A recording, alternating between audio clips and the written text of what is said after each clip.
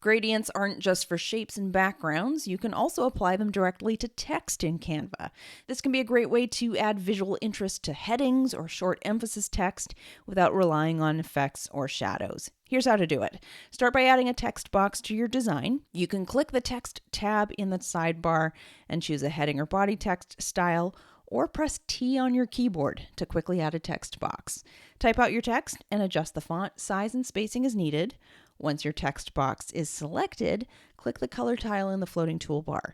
This opens the color panel, and you'll want to click the plus sign under document colors, at which point you'll see two tabs, solid color and gradient.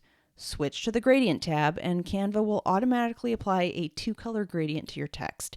From here, you can click on each gradient stop to choose your own colors, and you can either select colors from your brand palette or enter specific hex codes.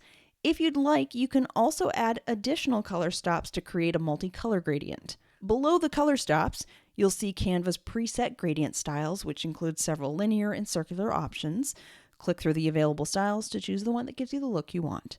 At this time, you can't create your own custom gradient style, but you do have full control over their colors and their order. Gradients can only be applied to editable text, so if you're using decorative graphics from the Elements library that look like text, gradients will likely not be available.